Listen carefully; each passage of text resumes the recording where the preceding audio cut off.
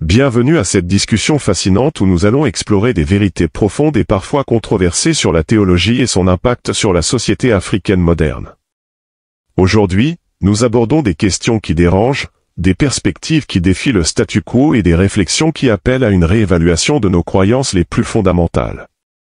Nous allons plonger dans l'histoire, les doctrines et les défis actuels qui façonnent la religion en Afrique, tout en examinant l'influence des puissances occidentales sur nos pratiques spirituelles. Préparez-vous à une conversation audacieuse, enrichissante et, surtout, nécessaire pour comprendre la place de la foi dans notre quête de justice sociale et de progrès. Restez avec nous pour une exploration qui promet de provoquer la réflexion et de susciter le débat. Je tiens à dire combien je suis heureux d'avoir été invité à partager mes pensées avec vous. Tout d'abord, je ne suis pas un théologien, et je sais que vous êtes des théologiens accomplis, mais je me sens en confiance parce que ma curiosité me pousse à parler de Dieu. Je crois donc que mes réflexions, dont certaines ne seront peut-être pas en accord avec les vôtres, s'adressent au même Dieu. J'ai rédigé un document qui sera distribué, il est plus structuré que ce que je vais présenter ici de manière éclectique. Je suis bien conscient qu'on m'a demandé de parler des problèmes qui affligent l'Afrique, mais avant cela, je tiens à préciser que ce ne sont pas seulement les problèmes de l'Afrique. Par exemple, hier aux États-Unis, il y a un état d'urgence au Texas. Il y a donc des problèmes aux États-Unis. En ce moment, il y a une guerre en Ukraine, donc des problèmes en Europe. Actuellement, il y a des conflits tribaux à Nagorno-Karabakh entre Azéris et Arméniens. Ainsi, il y a des problèmes partout dans le monde, et il est faux de penser que les problèmes se trouvent uniquement en Afrique. Mon propos doit donc être compris dans ce contexte. Nous parlons de l'Afrique parce que nous sommes ici et que nous nous concentrons sur ce continent. On a également mentionné que des maladies existent en Afrique, ce qui est vrai, mais il y a des maladies partout. Cela dit, et étant donné que vous êtes des théologiens chrétiens, il est également important de comprendre avant que je fasse ma contribution que le christianisme est une religion très jeune, une religion post-chrétienne. Je vous invite à lire le livre que j'aime, écrit par Desmond Tutu, Dieu n'est pas chrétien. Je crois que Dieu n'est pas chrétien. Le christianisme, selon ma théologie, est une construction humaine créée après que le Christ a été assumé au ciel. C'est une position controversée, mais c'est celle d'où je parle. Je professe le christianisme, mais je lis tous les livres saints, je lis la Bhagavad Gita et je suis familier avec la mythologie hindoue. Je lis le Mahabharata, que j'espère que vous avez tous lu, car les auteurs du Mahabharata affirment que celui qui ne l'a pas lu n'a rien lu. Je suis d'accord avec cela. Le Mahabharata hindou a été écrit 5000 ans avant le christianisme et est 11 fois plus long que la Bible chrétienne.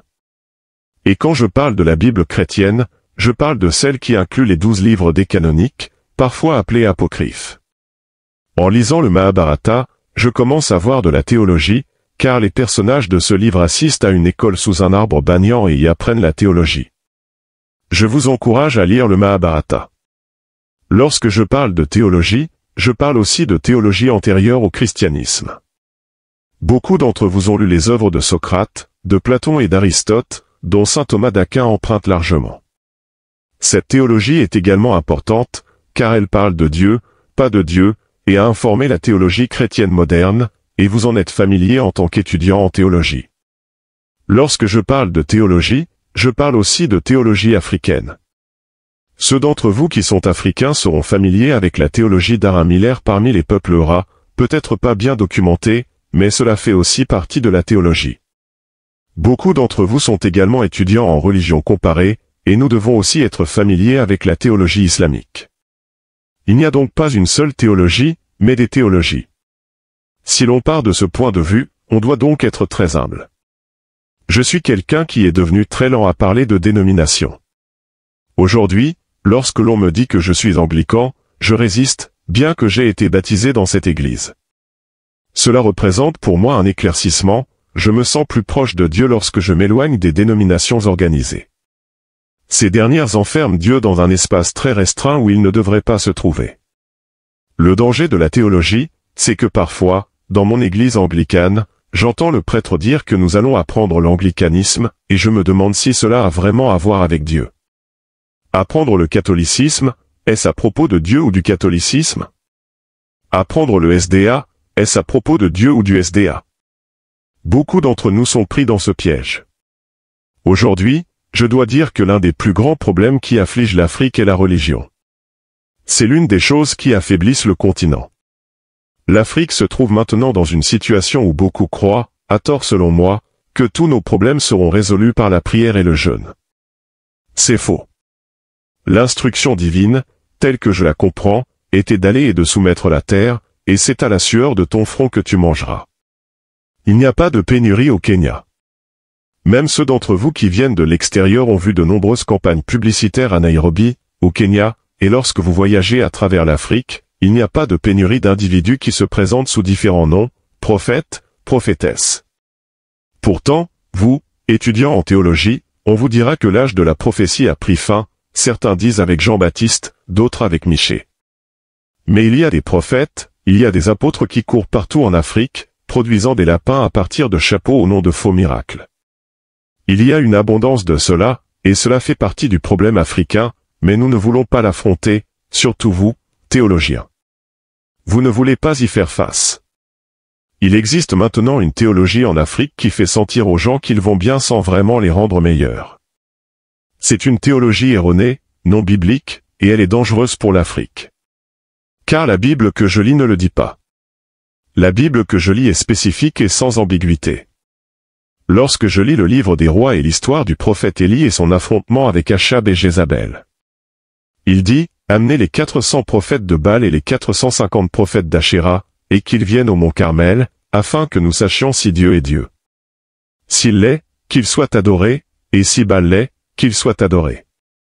Pas deux façons, choisissez.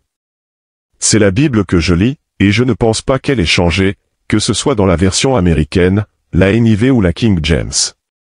Il n'y a donc pas d'équivoque dans la Bible, il s'agit de choix. L'autre passage que je lis se trouve dans Josué 24.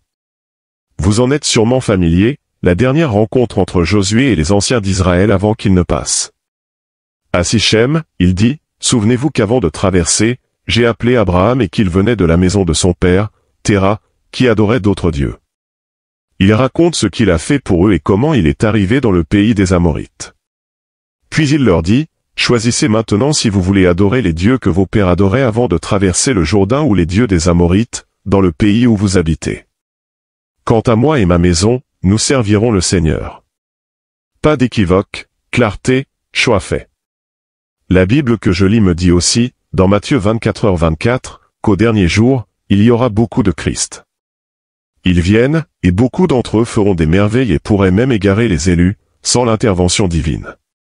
Cette Bible que je lis, et je soupçonne que vous lisez la même, me dit dans la deuxième lettre de Paul à Timothée, chapitre 3, qu'au dernier jour, il y aura une forme de christianisme où les gens seront amoureux d'eux-mêmes et tromperont tout le monde, tout comme Janus et Jambre l'ont fait à Moïse dans le désert. Je lis cette Bible.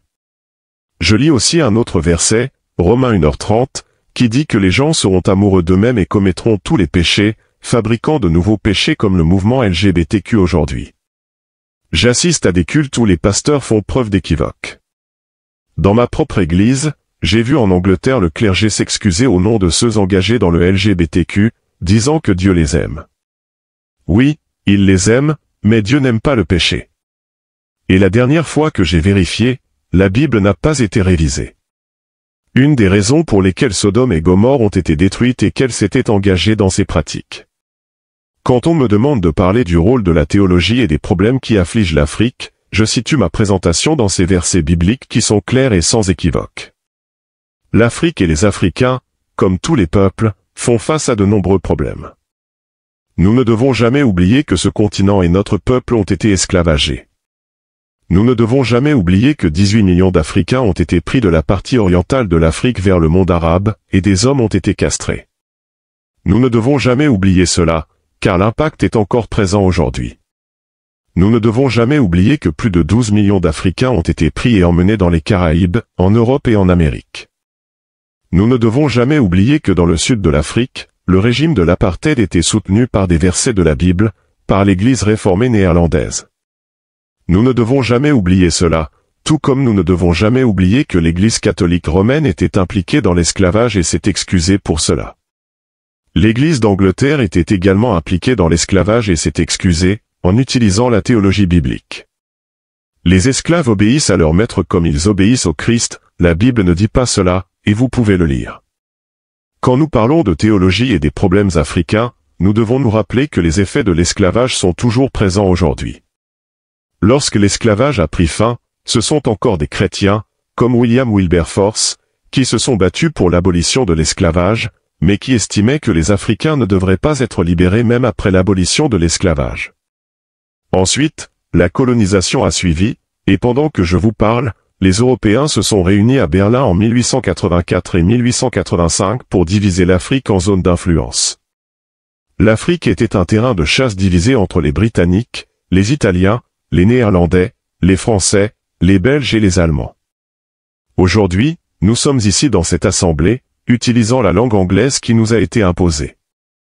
Ceux d'entre vous qui viennent de pays anglophones sont appelés anglophones, ceux d'entre vous qui viennent de pays francophones sont appelés francophones, et ceux qui viennent de pays lusophones sont appelés lusophones. Bientôt, il n'y aura plus de traduction en Yoruba, je ne parle pas Yoruba, je ne parle pas Kikuyu. Il n'y a pas d'interprète Kikuyu ici, il n'y a que du français, du portugais et de l'anglais, ce qui fait partie du problème africain. Nous sommes confus. Quand mon ami a résisté à être appelé un parfait français, je pouvais comprendre sa colère, car le projet colonial était un processus déshumanisant et humiliant, et la religion et la théologie en étaient au cœur. C'est pourquoi, lorsque le colonisateur européen est arrivé, on nous a appris à l'école que le drapeau suivait la croix. Je suis allé à Zanzibar, et un jeune homme m'a montré les donjons. Il m'a expliqué qu'il y avait une école où ils enseignaient aux Africains afin de les utiliser pour leur travail, une église pour troubler leur esprit et un hôpital où ils les soignaient pour les exploiter. Je n'avais jamais eu une telle interprétation. C'est pourquoi, quand la théologie est arrivée, on nous a dit que pour être chrétien, il fallait être Jean ou Jacques. Alors, Joël, tu ne peux pas être Taille, ce n'est pas un nom chrétien. Les noms chrétiens doivent être Jean ou Joseph. Qui l'a dit? Quelle théologie est-ce? Qui a dit qu'il fallait être Jean pour être chrétien? C'est une théologie raciste. Quand on veut changer une personne, on lui donne son nom. Ceux qui ont regardé Astérisque Route Astérisque le savent. On capture Quintin Quinte et pour le déshumaniser, on l'appelle Toby. Cela fait aussi partie de la théologie. Le problème africain est aussi la colonisation. En ce moment, il y a des Nigérians ici, des Ghanéens, des Congolais de la République démocratique du Congo, et puis il y a le Congo, nommé après Ferdinand d'Algérie, appelé Brazzaville. J'attends le jour où ils changeront le nom de Brazzaville, au moins ils ont changé Léopoldville en Kinshasa. C'est la réalité, et c'est une partie du problème. La République démocratique du Congo ne connaîtra jamais la paix à cause de la religion, du catholicisme et de la colonisation. Ce sont des problèmes qui affligent l'Afrique, et nous ne le disons jamais. Le roi Léopold des Belges a causé la mort de 13 millions de Congolais, soit 2 fois le nombre de Juifs tués par Adolf Hitler durant l'Holocauste. Mais nous avons oublié. Nous, Africains, avons une mémoire courte. Les Juifs ne vous laisseront jamais oublier, mais nous avons oublié. Une partie du problème africain est cette amnésie. C'est pourquoi nous continuons à répéter les mêmes erreurs. La colonisation fait partie des problèmes qui affectent l'Afrique, car après la colonisation, nous avons un autre phénomène appelé néocolonialisme, qui est bien vivant. Si vous doutez de son existence, regardez ce qui se passe en Guinée, en Asie, au Burkina Faso, au Tchad, et voyez l'arrogance du président français quand il dit que son ambassadeur ne partira pas et que sa base ne sera pas retirée. Hier, il a capitulé. Le projet néocolonial est bien vivant. Avez-vous entendu la voix de l'Église face à ce qui se passe en Guinée? Non, l'Église est silencieuse. L'Église est complice. Donc, quand on parle de théologie et de ce qu'elle peut faire, parfois, par courtoisie envers la théologie, vous ne faites pas entendre vos voix. La dernière fois que j'ai vérifié, la voix de Jean le Baptiste était bien vivante dans le désert. Où est la voix de l'Église dans tout cela? Le problème de l'Afrique est aussi le néocolonialisme. Nous sommes passés de l'esclavage à la colonisation, puis au néocolonialisme, un projet toujours en cours. Kwame Nkrumah avait raison en 1965 quand il a dit que le dernier stade de la colonisation est le néocolonialisme, et il est toujours présent. Je dis aux Africains que, à cause du néocolonialisme, si vous voulez acheter quelque chose dans un supermarché ici à Nairobi, Kenya, vous allez à Carrefour, qui est français. Pour acheter du carburant, vous allez à Total Energy ou Ruby, qui sont français. Si vous voulez une pizza, vous allez chez Kentucky Fried Chicken, qui est américain. Vous faites appel à G4S pour la sécurité, qui est britannique. Pour garder votre maison, elle est gardée par Kaka, qui vient du Québec. Si vous voulez du poulet, c'est Kentucky Fried Chicken. Si vous voulez que vos aéroports soient gérés, c'est Swissport, de Suisse. C'est l'état de l'Afrique, consommer ce que nous ne produisons pas et produire ce que nous ne consommons pas. Regardez cela. Dans cet état, vous êtes esclave. Dans cet état, vous êtes déshumanisé. Vous ne vous comportez pas comme si vous étiez fait à l'image de Dieu. À travers l'Afrique, il ne manque pas d'organisations conçues pour affaiblir les Africains, comme les ONG. Actuellement, elles sont occupées à distribuer de la nourriture au Soudan et en Somalie. Kwame avait encore raison, le colonisateur vient sous différentes apparences, mais il tue votre esprit pour survivre. L'Afrique est affligée par toutes ces choses, et tant que le voile ne tombera pas de nos yeux et que les œillères ne fondront pas de nos oreilles, nous n'avancerons pas. Alors, que pouvez-vous faire face à tout cela? Que peut faire la religion? Que peuvent faire les écoles théologiques? Peuvent-elles changer la vie des gens? Peuvent-elles donner du pouvoir aux gens? La Bible peut être désarmante, mais elle peut aussi être emporante. Il y a plusieurs années, quand mon enfant était jeune et voulait être baptisé, je suis allé à la préparation. Elle n'avait pas atteint l'âge de la majorité, elle avait 1 an. Mon proviseur à la cathédrale de Holsain m'a demandé si je croyais au baptême des enfants. J'ai répondu non, ce n'est pas biblique. Il n'y a nulle part dans la Bible où quelqu'un a été baptisé enfant.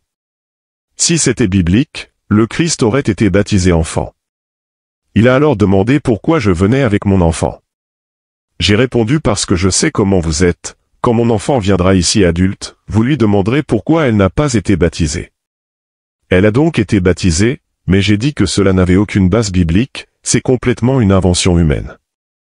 Ils disent qu'ils consacraient les enfants. Je dis que c'était une tradition juive. Le christianisme a des racines dans le judaïsme, mais ce n'est pas du judaïsme. La Bible peut être mal interprétée. Une autre fois, j'ai été invité à parler aux politiciens ici au Kenya, et lorsqu'ils lisent, ils disent que toute autorité vient de Dieu. J'ai répondu non, ce n'est pas vrai. Il y a tant de malfrats au pouvoir en Afrique et ailleurs qu'ils ne peuvent pas venir de Dieu. Alors ils disent que c'est biblique. J'ai dit que le livre des Romains a été écrit par Paul entre 57 et 58 après Jésus-Christ, lorsqu'il se rendait à Rome pour son procès. Certaines choses ne sont pas inspirées, elles étaient influencées par la politique de l'époque. Il essayait de plaire aux dirigeants de Rome, mais cela ne l'a pas aidé, car à son arrivée, il a été arrêté, détenu et exécuté. Donc, il n'est pas vrai que tout cela soit inspiré. Si vous lisez le livre des Romains historiquement, vous verrez qu'il y a des éléments qui relèvent de l'opinion personnelle de Paul. Et vous, théologiens, pouvez débattre à ce sujet. Je vous donne cette information parce que je m'apprête à parler de la théologie. Vous savez qu'il y a une commission qui tourne au Kenya et qui collecte des avis sur la religion et comment elle devrait être réglementée à cause d'un incident appelé Shakahola. Je suis apparu devant eux et durant ma présentation, j'ai fait cette déclaration qui a presque fait bondir le président de son siège. J'ai dit que le credo de Nicée était un règlement politique. Il a dit que c'était hérétique, cela se voyait dans son langage corporel. J'ai expliqué que c'était politique. J'ai mentionné qu'en 324 après Jésus-Christ, on avait invité environ 100 évêques à Nicée, mais seulement 80 étaient présents. Vous, théologiens, savez comment le credo de Nicée a été élaboré? La question de la procession de l'Esprit du Père et du Fils était un combat entre Arius et Athanase a remporté le débat. Même aujourd'hui, j'ai dit qu'au sein de l'Église orthodoxe orientale, le « filioque » a été retiré, et on ne dit pas que l'Esprit procède du Fils, mais seulement du Père. C'était un règlement politique. Il m'a demandé pourquoi je disais cela. Je lui ai répondu que j'étais un chrétien de Béret. Le chrétien de Béret questionne. C'est Paul qui dit dans les Actes des Apôtres que lorsque l'Évangile leur a été prêché, ils sont rentrés chez eux et ont demandé, « Nous avons entendu tout cela, nous vérifions les faits. » Nous avons maintenant une théologie en Afrique, et dans le monde, où les prédicateurs de l'Évangile passent leur temps à écrire de petits livres explicatifs sur la Bible, et leurs congrégations lisent ces livres plutôt que la Bible. La joie de nombreux prédicateurs aujourd'hui est d'avoir écrit 20 livres, lisez mes livres, mais ils ne disent pas « achetez mes livres », ils disent « faites un don ». Il faudrait simplement dire « achetez mes livres ». Si vous demandez aux gens s'ils ont lu la Bible, beaucoup répondront par la négative. J'ai lancé un défi, je ne vais pas le faire ici car certains d'entre vous échoueront. J'ai dit à une congrégation que je voulais qu'ils récitent le Notre Père sans se référer à un livre. Sur 10, seuls 2 ont réussi. Ensuite, j'ai demandé qu'ils me disent les 10 commandements dans l'ordre où ils ont été donnés. Seulement 2 ont pu le faire. Mais s'il s'agit de ce que le pasteur a dit dans son livre à propos des derniers jours, ils peuvent tout mémoriser. Dans les derniers jours, Matthieu 24h24 dit qu'il y aura de nombreux faux Christ et qu'ils égareront beaucoup, même les élus. Alors la question est, avec tous ces problèmes auxquels fait face l'Afrique, éducation, santé, mauvaise gouvernance, nous avons certains des politiciens de la plus basse qualité. Les pays africains prétendent être démocratiques, mais ils sont en réalité des kakistocraties, c'est-à-dire des gouvernements dirigés par les pires. Si vous combinez cela avec la kleptocratie, un gouvernement de voleurs, vous pouvez comprendre pourquoi l'Afrique continue de ne pas peser lourd dans tous les domaines. De ce fait, de nombreux Africains ont maintenant renoncé à ce qui leur reste, la prière et le jeûne. Les Africains prient pour ceux qu'ils peuvent travailler, mais cela n'est pas l'instruction divine. Paul disait que nous devions continuer à travailler notre foi. Nous avons transformé Dieu en opérateur de loterie et de casino, si vous donnez la dîme, vous recevrez davantage. C'est pourquoi nous avons tous ces dangers qui émergent, même dans le christianisme. Nous avons eu Shakahola, où des gens sont morts ici à Nairobi. J'espère que vous avez entendu parler des 300 morts, certains chiffres étant encore en cours de comptage. Dans les temps anciens, pas si lointains, lorsque j'étais jeune, nous avions le révérend Jim Jones en Guyane, et en dehors de l'Afrique, les branches Davidian au Texas, parmi tant d'autres qui se sont rebellés. La théologie africaine a toujours été là pour tenter d'interpréter la religion et le christianisme d'une manière conforme aux réalités africaines. Nous avions des églises indépendantes africaines avant l'indépendance, elles sont encore présentes. Elles essaient de comprendre le Christ, car dans l'esprit du Christ, il n'y a ni juif ni gentil, ni homme ni femme. C'est cela la théologie chrétienne. Pour ceux d'entre vous qui viennent de la République démocratique du Congo, vous connaissez peut-être Donna Béatrice, parfois connue sous le nom de Kavita, et sa théologie. Elle essayait de faire comprendre le Christ à partir d'un environnement congolais. Si vous n'avez pas lu sur Donna Béatrice ou Kavita, je vous encourage à le faire. Elle a été brûlée sur le bûcher par les colonialistes, tout comme Jean. Beaucoup d'entre vous qui viennent du Congo se souviennent aussi de Simon Kimbangu, qui est mort en prison en 1951. Kimbangu tentait également de développer une théologie répondant à la réalité africaine. Je tente maintenant de vous suggérer que la théologie peut être utile, mais elle doit être décolonisée. Si nous ne décolonisons pas la théologie, nous continuerons à croire que la théologie qui nous a été transmise résoudra nos problèmes. Et permettez-moi d'être un peu dérangeant. Vous savez que lorsque vous regardez l'église anglicane, je comprends comment elle a été créée. Le roi Henri VIII voulait annuler son mariage avec Catherine d'Aragon pour épouser Anne Boleyn et établir l'église d'Angleterre, ce qui a conduit à l'exécution de Thomas More. Ce n'est pas un bon commencement. À l'heure actuelle, le chef de l'église anglicane est le roi d'Angleterre, qui est le chef titulaire de l'église anglicane établie. Maintenant, si vous voulez que cette théologie, où le chef de l'église anglicane est mon chef, résolve mes problèmes africains, peut-elle le faire? Non. Quand ils disent maintenant qu'avant de donner une aide à l'Afrique, par exemple à l'Ouganda, ils doivent suivre les normes LGBTQ, cela ne peut pas résoudre nos problèmes. J'ai personnellement été victime d'une manifestation en Afrique du Sud parce que j'avais parlé fermement et sans équivoque contre le LGBTQ.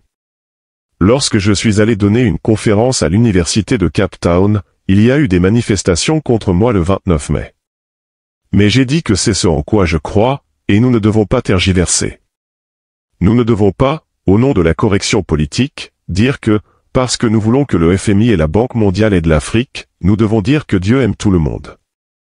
Oui, il aime tout le monde, mais il vous dit de faire les choses d'une manière particulière. Si nous permettons aux aberrations de devenir courantes, alors il n'y a plus de péché. Nous entrons dans une époque où il n'y a plus de vérité, où tout est juste, tout dépend. C'est la théologie qui commence à émerger d'Europe et d'Amérique, elle va devenir la théologie dominante, et tout sera basé sur cela. L'Ouganda a vu son aide coupée parce que le président ougandais en a parlé. Nous parlons encore des problèmes qui touchent l'Afrique. Le FMI dit que nous sommes inclusifs. Ce sont les mêmes personnes qui sont venues ici dans les années 1800 et qui nous ont donné le code pénal qui contenait des lois contre des actes sexuels, contre l'ordre de la nature. Maintenant, dites-moi, quand la nature a-t-elle changé? Nous devons dire cela, que les gens soient en colère ou non, car si nous voulons changer l'Afrique, nous ne devons pas craindre de dire la vérité telle que nous la connaissons. Parce que si vous abandonnez tout, il y a un proverbe qui dit que celui qui abandonne ses coutumes et traditions est un esclave. Il y a un autre proverbe qui dit « Conquiers-toi toi-même pour être un vainqueur ». L'Afrique doit faire ce choix pour que tous ces problèmes commencent à disparaître. Nous devons réexaminer notre théologie. Nous devons nous demander ce que nous enseignons dans nos écoles de théologie. Je sais que dans de nombreuses écoles de théologie, lorsqu'on y va, ils vous disent que c'est ainsi que la théologie a commencé. Cela a commencé avant Socrate en Grèce, le mot « théo » signifie Dieu. Ensuite, il est venu de Socrate, il a été articulé de manière plus claire par Platon dans la République, puis il a été encore mieux articulé par Aristote, puis par saint Thomas d'Aquin, ensuite par Ambroise de Milan, puis par Augustin d'Hippone. Ils vous raconteront tout cela. Aucun Africain n'est là, c'est tout eurocentrique. Quand vous leur dites qu'il y avait un, ils disent que c'était un sorcier, pas un théologien. Et moi, dont l'éducation est fondée sur l'Occident, je le crois parce que c'est votre réglage d'usine. Donc, vous devez désapprendre certaines de ces choses en théologie. Vous devez vous interroger. Quand vous allez à votre collège de théologie Saint-Paul ou à l'université de théologie unie, qui sont les principaux auteurs? Le livre que vous dites être le locus classicus qui doit être lu par tous les théologiens est-il tout eurocentrique? Combien de théologiens ici écrivent des livres? Combien d'entre vous ici ont étudié Simon Kimbangu? Combien d'entre vous ici ont étudié Donna Béatrice? 0. Vous soutenez que Donna Béatrice a été trompée par le diable. Vous soutenez que Kim Vita a été trompé par le diable. Qui vous a dit cela? L'éducation, la déséducation du noir, c'est G. Woodson, 1933, aux États-Unis. Alors, mes frères, pour conclure, le temps est maintenant pour les écoles de théologie d'être le sel de la société, d'être la lumière. Sinon, vous n'êtes qu'une tour d'ivoire, séparée de la congrégation par le pupitre. Parfois, quand vous êtes dans le pupitre, imaginez-vous à quel point vous êtes distant de votre congrégation? Que le pupitre vous isole réellement? Pensez-vous que lorsque vous portez la chasuble, cela vous sépare? Cela a un impact. Je dis cela en notant que certains d'entre vous portent le dog cholard, si vous n'y faites pas attention, cela vous sépare de la congrégation. Si vous n'êtes pas conscient de ces choses, alors il y a un problème. Parce que la théologie qui vient doit être fondée dans la Bible. Qui parmi vous est le plus grand? Celui qui est le dernier sera le premier. C'est la théologie. Vous me poserez de nombreuses questions, et je répondrai du mieux que je peux, mais je veux conclure avec celle-ci. Pourquoi pensez-vous que Christ a nourri les 5000? Christ a dû réaliser que lorsque votre corps n'est pas nourri, l'âme ne peut pas recevoir d'informations. C'est ma manière d'interpréter les choses. Donc, le corps doit être nourri pour que l'âme soit prête à recevoir. La théologie à laquelle vous participez doit faire cela. Si elle ne le fait pas, alors c'est une théologie stérile. Nous arrivons à la fin de notre exploration intense et révélatrice de la théologie et de son impact sur la société africaine.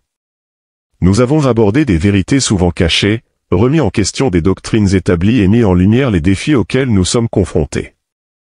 Mais au-delà de la critique et de la réflexion, ce dialogue est une invitation à l'action. Il est temps pour chacun d'entre nous de réévaluer nos croyances, de repenser notre engagement spirituel et de travailler ensemble pour un avenir où la théologie devient un outil d'émancipation et de justice.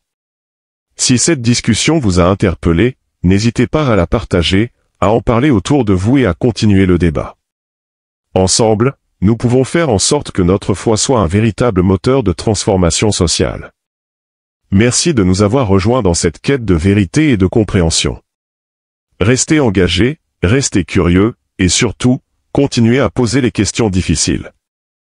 À bientôt pour d'autres échanges stimulants et enrichissants.